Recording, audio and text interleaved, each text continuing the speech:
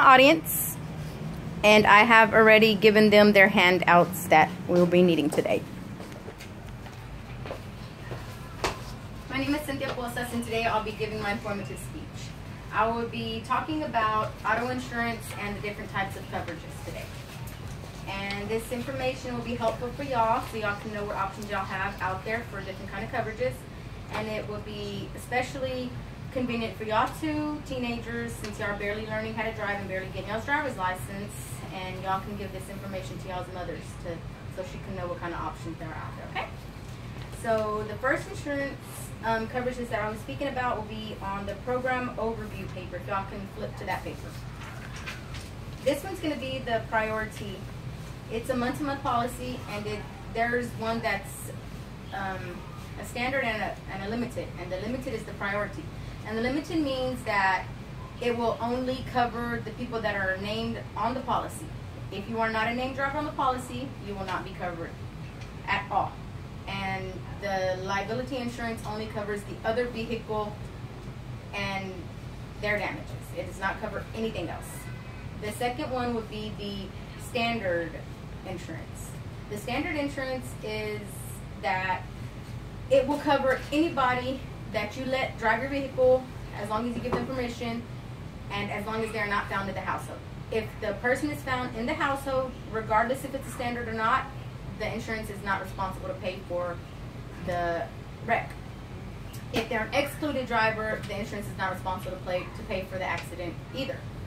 And the other one would be, it's a limited also, but it's a full coverage. The full coverage basically means that it's a comprehensive and a collision.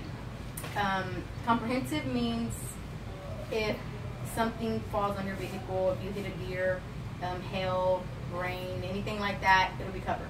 But you have to pay a $500 deductible. The collision is if you hit another vehicle or another vehicle hits you, you have to pay a $500 deductible, and they'll cover it. The bad thing about the comp and the collision is that that does go on your record if you file a claim. But if you don't file a claim, it does not go on your record, regardless if they pay for it or not. So the next one that I'm going to go over will be the full coverage limited. The full coverage limited is kind of like the liability limited, but it has its differences because it also has a deductible of $500 for the comprehensive and for the collision. It covers the exact same thing as well. There's also, if you look on the Automobile Insurance Made Easy, this is 9 pages. You can just scan through it. And there's also uninsured and underinsured. Uninsured is if a vehicle hits you and they are not insured, then the company pays for that accident. The good thing about these is that the deductible is $250 and it does not go on your record. If you file a claim, then it's not going bad on your record, therefore your insurance does not go up. And the underinsured is that if there's a hit and run and you don't know who hit your vehicle, you just simply pay the $250 and you're able to get your vehicle fixed, and it does not go on your record, so your insurance don't go up either. The other one would be the PIP, that is personal injury protection. The personal injury protection will protect the people that are in the vehicle, because with liability and the full coverage, that does not protect the people that are in the vehicle, regardless if it's your fault or not. They are not protected. Only the vehicle is. So the PIP will protect the people that are in the vehicle, and they'll get paid a certain amount. The liability limits are 30, 60, 25. $30 per person, $60 per accident, $25 per property damage. So for an example, if you have 3 people in your vehicle, the insurance company only is going to pay $60,000 total, so it equal out to $20,000 each. There's another one that you can add on. It's the rental and towing. The rental is a rental reimbursement. What that covers would be only if you get into an accident, then the insurance company will reimburse you. So you would basically have to pay for the rental vehicle, which would only pay up to a certain amount, which is almost $40. You pay that amount to the rental, and then they reimburse you once the claim has been closed.